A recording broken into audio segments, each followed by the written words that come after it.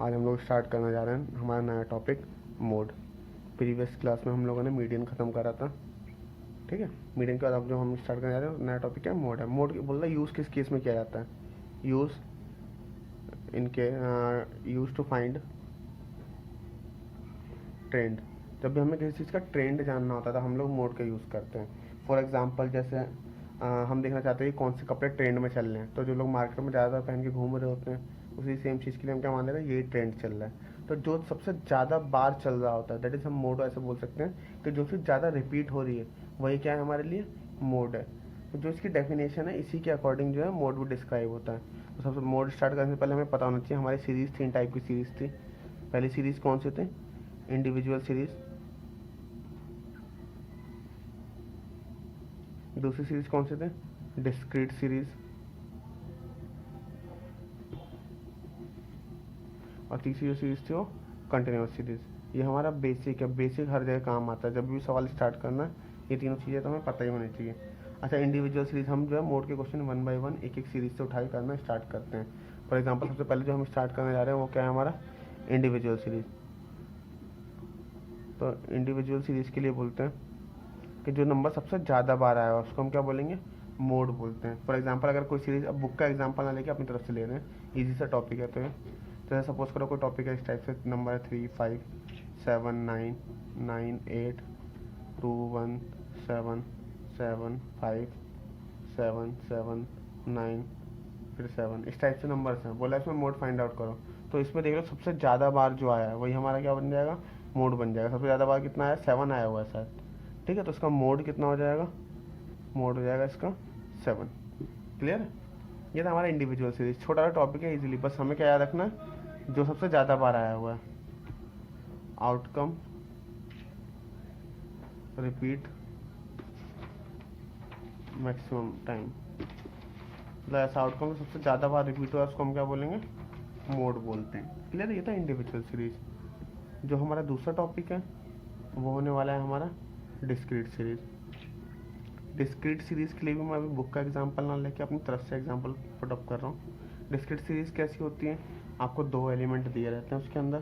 पहला एलिमेंट जिसको हम क्या बोलते हैं, एक्स बोलते हैं, और दूसरा एलिमेंट क्या बोलते हैं उसको, एफ बोलते हैं। जैसे सपोज करो 3 5 बार आया हुआ है, 7 2 बार आया हुआ है, 9 5 बार आया हुआ है, 10 3 बार आया हुआ है, 11 9 बार आया हुआ है, 12 6 13 2, इस टाइप से लिखा हुआ है। तो बोला इसमें सबसे ज़्यादा बार कौन सा आया हुआ है, तो फ्रीक्वेंसी चेक करनी है। क्या चेक करना है, चेक इन फ्रीक्वेंसी, सबसे हाईएस्ट कौन सी है। सबसे पहले हमें क्या करना है, फ्रीक्वेंसी को चेक करना है, सबसे ज़्यादा बार कौन सा आया हुआ है। सबसे ज़्यादा क्या है, 9 बार आया हुआ है। कौन सा टर्म आया हुआ है, 11। तो जो फ्रीक्वेंसी की हाईएस्ट फ्रीक्वेंसी के जो ऊपर लिखा रहता है वही हमारा मोड बन जाएगा। यानी हमारे केस में मोड, यानी मोड को हम जिससे नोट करते हैं जेड से, मोड क्या होने वाला है, 11 होने वाला है। क्लियर है। ये था हमारा डिस्क्रीट सीरीज। तो सबसे पहले कैसे करते हैं, मोड का सिंपल सा मतलब जो नंबर सबसे ज़्यादा बार आया हुआ है उसको हम लोग मोड कहते हैं। इंडिविजुअल सीरीज में कैसे निकालते हैं, जो नंबर सबसे ज़्यादा बार रिपीट हुआ है। सबसे ज़्यादा बार रिपीट क्या था हमारा, 7 था, तो हमने क्या बोल दिया इसका मोड कितना है, 7 है। डिस्क्रीट सीरीज भी ऐसी होती है। डिस्क्रीट सीरीज के अंदर भी बोलता है कि जो सबसे ज़्यादा बार इसकी फ्रीक्वेंसी आई है, इसकी फ्रीक्वेंसी कितनी है, 9 टाइम्स है। सबसे ज़्यादा फ्रीक्वेंसी में हाईएस्ट 9 है, जो उसके ऊपर वाला एक्स होगा वो हमारा मोड बन जाएगा। अच्छा, अब स्टार्ट करते हैं most important series, continuous series. Third element है कंटिन्यूस सीरीज।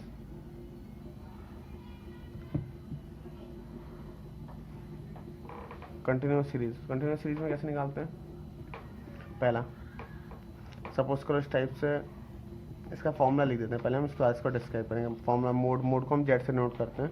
तो मोड बराबर L plus F1 minus F0 upon में 2F1 minus F0 minus F2 into H, ऐसा फॉर्मूला लिखा रहता है। या फिर बहुत से लोग जो है इसको ऐसे रीड करते हैं, mode Z is equals to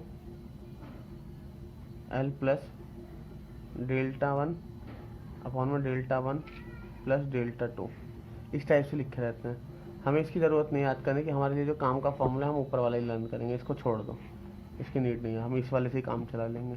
clear है। बोलता है यहाँ पे एल क्या होता है, तो L stand for lower limit of model class. जो भी हमारा मॉडल क्लास है उसकी लोअर लिमिट, उसको हम क्या बोलेंगे, एल बोलेंगे। F1 क्या होता है, frequency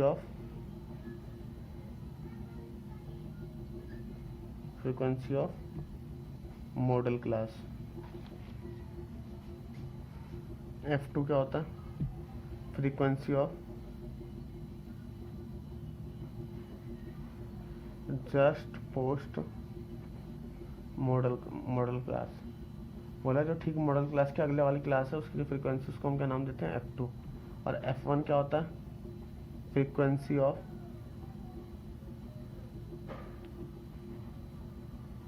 just pre model class. Clear है। और एक आता term H stand for height of model class. Model class की जो हाइट होती है उसको हमने क्या नाम दिया, एच नाम दिया। क्लियर है। अब बोलता है कि भैया मॉडल क्लास कैसे पता चलेगी, तो मॉडल क्लास कैसे निकालते हैं, model class is that class in which frequency is highest. मतलब मॉडल क्लास वो क्लास है जिसके अंदर फ्रीक्वेंसी क्या होती है, सबसे हाईएस्ट होती है, सबसे ज़्यादा होती है, उसको हम लोग क्या नाम देते हैं, मॉडल क्लास नाम देते हैं। फॉर एग्जाम्पल अगर मैं स्टार्ट करूँ, होप्स आप लोगों ने उतार लिया होगा इसको। क्लियर है। अगर मैं इसके लिए एग्जाम्पल स्टार्ट करूँ तो एग्जाम्पल क्या होगा इसका, तो हमारा थर्ड टॉपिक कौन सा था, example of continuous series. Continuous series के लिए तो हमें पता है कि क्लास इंटरवल दिए रहते हैं और फ्रीक्वेंसी दी रहती है। तो सपोज करो क्लास इंटरवल ऐसे 0 to 10, 10 to 20, 20 to 30, 30 to 40, 40 to 50 and 50 to 60। इस टाइप से यहाँ पे हमने ऐसे लिख दिया, यहाँ पे 2 7 9 6 4 3 इस टाइप से लिख दिया। अब बोलता है सबसे पहले हमें क्वेश्चन में दे दिया, बोलेगा कैलकुलेट करो मोड। क्या कैलकुलेट करना है इसके अंदर, मोड कैलकुलेट करना है। ये एग्जांपल मेरी तरफ से बुक का नहीं है अभी। क्लियर है। कैलकुलेट करना है मोड। मोड कैसे कैलकुलेट करोगे, तो बोलता है कि मोड कैलकुलेट करने के लिए सबसे पहले देखो इसमें मॉडल क्लास कौन सी है। तो सबसे पहले मॉडल क्लास ऐसे फाइंड आउट करते हैं, फ्रीक्वेंसी वाले कॉलम में जाकर देखते हैं कौन सा सबसे हाईएस्ट टाइम आया हुआ है। 9 टाइम आया हुआ है, कौन सा टाइम, 20 से लेकर 30 तक। इसको ऐसे राउंड अप कर दो इस टाइप से। ये हमारी हो गई मॉडल क्लास। मॉडल क्लास कौन सी हो गई, 20 से लेकर 30 तक। अगर एक बार मॉडल क्लास मिल गई तो जो ये वाला टर्म होता है जो 9 है, इसको हम क्या बोलेंगे, F1, frequency of model class. तो F1 यानी फ्रीक्वेंसी ऑफ मॉडल क्लास हमारी कितनी हो गई, 9। इसके जो जस्ट बाद वाला होता है उसको हम बोलते हैं F2। तो हमें F2 मिल गया। F2 कितना होने वाला है हमारा, 6 होने वाला है। F2 का मतलब frequency of just post model class. और एक टर्म आया फिर इससे जो ठीक पहले वाला है, इसको हमने नाम दिया था F0। तो F0 क्या है हमारा, frequency of just pre median, model class. Model class से जो ठीक पहले वाली फ्रीक्वेंसी, उसको हमने क्या नाम दे दिया, F0 नाम दे दिया। क्लियर है। हाइट निकालना है तो हाइट मतलब इनके बीच का गैप, तो कितने का है, 10। और जो आगे वाली लोअर लिमिट होती है उसको हमने क्या नाम दिया था, एल मिल गया हमको। क्लियर है। अब मोड का फॉर्मूला क्या था, mode is equals to L plus F1 minus F0 upon में 2F1 minus F0 minus F2 into में एच। क्लियर है। अब एल की वैल्यू कितनी है हमारे पास, 20 प्लस F1 माइनस F0 कितना है, 9 माइनस 7 अपॉन में 2 इंटू F1, 9 माइनस 7 माइनस का 6 इंटू में एच की वैल्यू 10 है। इसको सॉल्व करोगे तो कितना आ जाएगा, 2 अपॉन में 18 माइनस 13 इंटू 10, 20 प्लस 20/5 काट देंगे कितना निकल जाएगा, 24 आ जाएगा।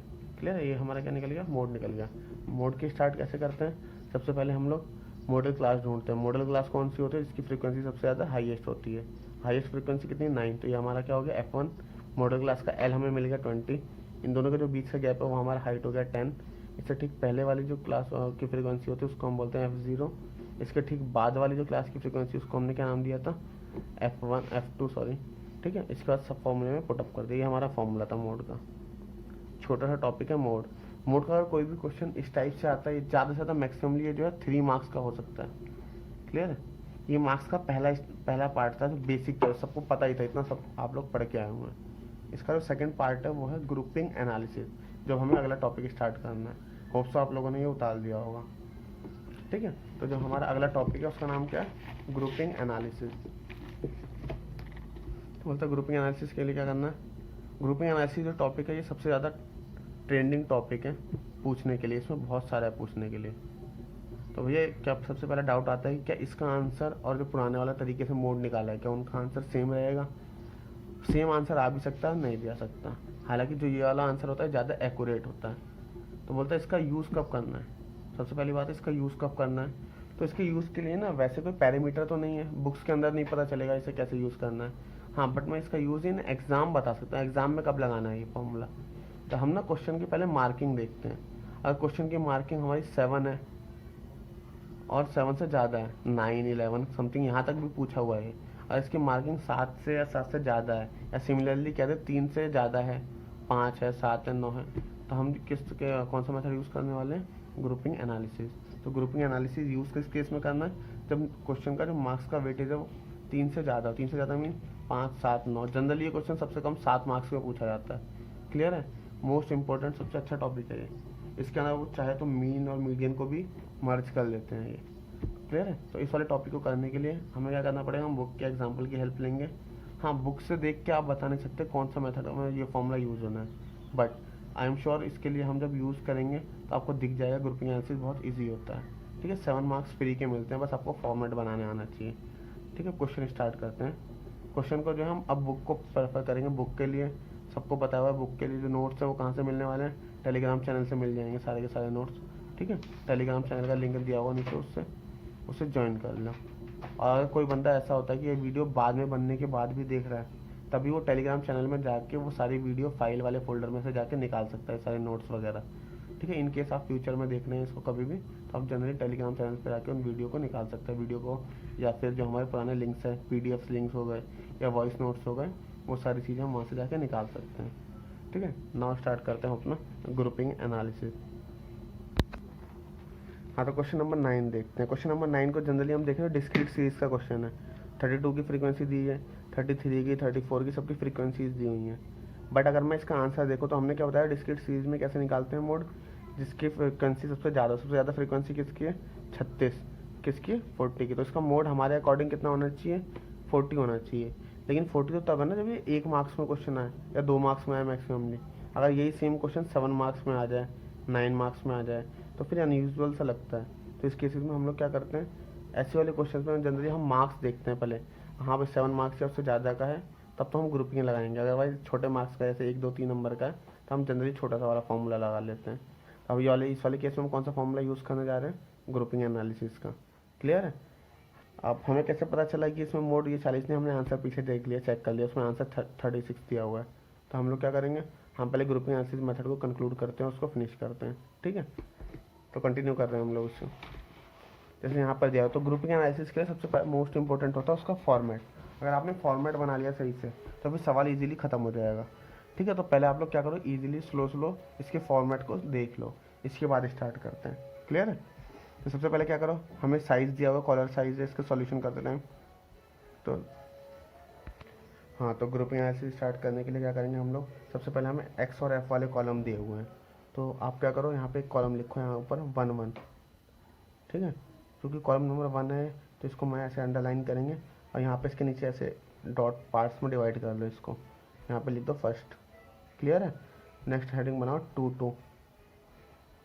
पहले इसको देख लो आराम से, बाद में अपने हाथ से इसको बना लेना। 2, 2 वाले में क्या करना होता है, इसको गैप को इस टाइप से डिवाइड कर दो, और नेक्स्ट वाला लिख दो 3, 3।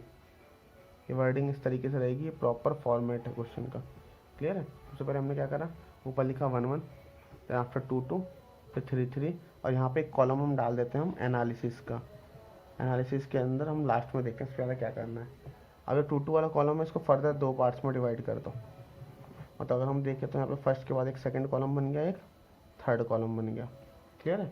फिर 3, 3 की बात करते हैं। 3, 3 मीन्स इसको 3 पार्ट्स में डिवाइड कर दो, ये 1, 2 एंड 3। ठीक है। तो ये बन जाएगा पार्ट नंबर 4, पार्ट नंबर 5 और पार्ट नंबर 6। लास्ट वाला टर्म क्या बन जाएगा, एनालिसिस बन जाएगा। क्लियर है। हम क्या करते हैं, 1, 1 वाले कॉलम से स्टार्ट करते हैं। तो देखो जो ये फ्रीक्वेंसी वाला कॉलम होता है इसको एज इट इज़ उतार दो 1, 1 वाले कॉलम में। तो ये कितना हो जाएगा, 7 + 14, 30, 28, 35, 34, 16, 14, 36, 16। क्लियर है। अच्छा, कॉलम में क्या करा, एज इट इज़ जो भी फ्रीक्वेंसी वाली टेबल थी उसको हमने एज इट इज़ यहाँ पे उतार दी। अब टू टू वाले कॉलम में क्या करेंगे हम, टू टू वाले कॉलम में ना इस टाइप से हम दो दो कॉलम को ऐड्स करते हुए चलेंगे, जैसे इस टाइप से 7 और 14 को यहाँ ऐड करके इन दो कॉलम के सेंटर में लिख देना, आप कहीं पे भी लिख सकते हैं। तो 7 और 14 को ऐड करेंगे, कितना हो जाएगा हमारा 21। क्लियर है। फिर उसके बाद उसके नीचे के दो ऐड कर देना, 30 और 28 को ऐड करेंगे हम, तो कितना हो जाएगा 58 हो जाएगा। उसके बाद उसके नीचे के दो ले लेना, 35 एंड 34, या अप्रॉक्सीमेटली 69 हो जाएगा ये। क्लियर है। इसके बाद इन दोनों को ऐड कर देना, 16 और 14 को, ये हो जाएगा हमारा 30, और लास्ट में फिर वो बच गए उनको ऐड कर देना। ठीक है, कितना है 52 समथिंग हो जाएगा। सॉरी, इसको रेड पेन से लिख दिया मैंने। आप लोगों को सिंगल पेन यूज़ करना है, रेड पेन की ज़रूरत नहीं, मैंने बस समझाने के लिए यूज़ करा हुआ है। ठीक है, 52 हो जाएगा। अब नेक्स्ट में क्या करते हैं, अगर सपोज करो नीचे कोई एलिमेंट होता, यहाँ पर अभी एक और कॉलम होता है यहाँ पे, तो हम क्या करते हैं लास्ट में तो उसके पेयर बन नहीं पाते, फिर हम उसको ऐसे नीचे कट कर देते हैं, कट के निशान लगा देते हैं।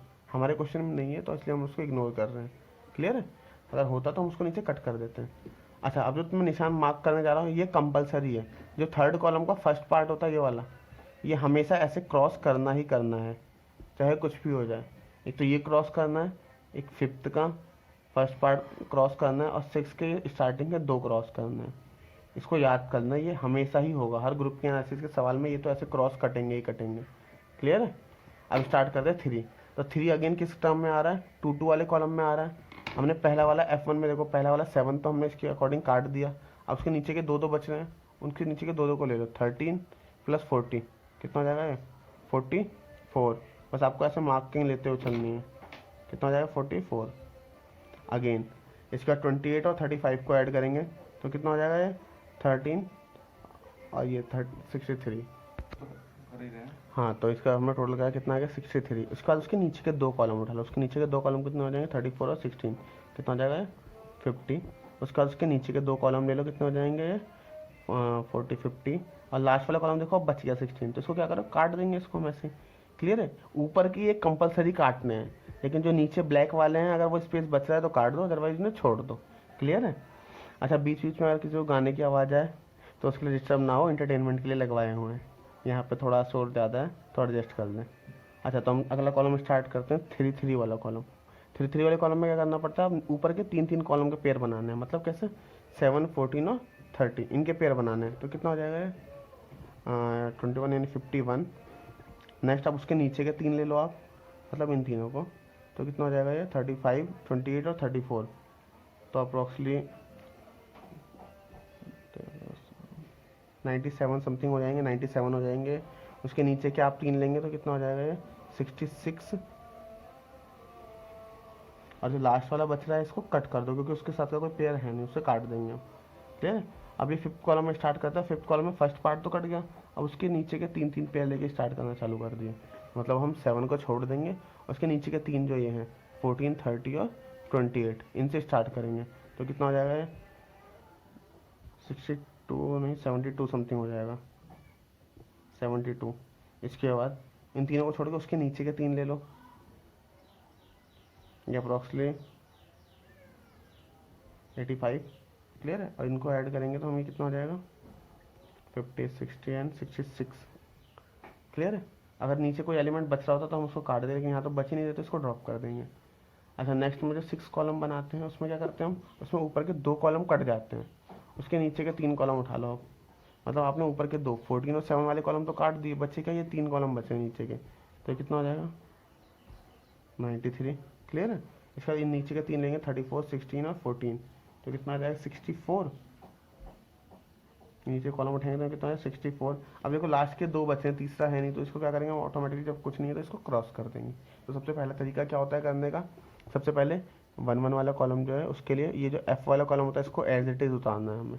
क्लियर है। फिर सेकंड कॉलम में क्या करते हैं हम 2 2 के पेयर बना के ऐड करना स्टार्ट करते हैं। थर्ड कॉलम में क्या करते हैं हम पहले वाले क्रॉस कॉलम को कट कर देते हैं, एलिमेंट को कट करके, उसके बाद जितने भी हैं नीचे के उनके नीचे के 2 2 के पेयर बना के हम ऐड करते हुए चले जाते हैं। इस लास्ट में अगर कुछ बच रहा है तो उसे कट कर देते हैं। 3 3 वाले में क्या करना है, सेम यही प्रोसेस है, लेकिन वहाँ पे एलिमेंट कितने लेने हैं 3 3 एलिमेंट लेने हैं। क्लियर है। और उसके बाद सॉल्व कर देना है।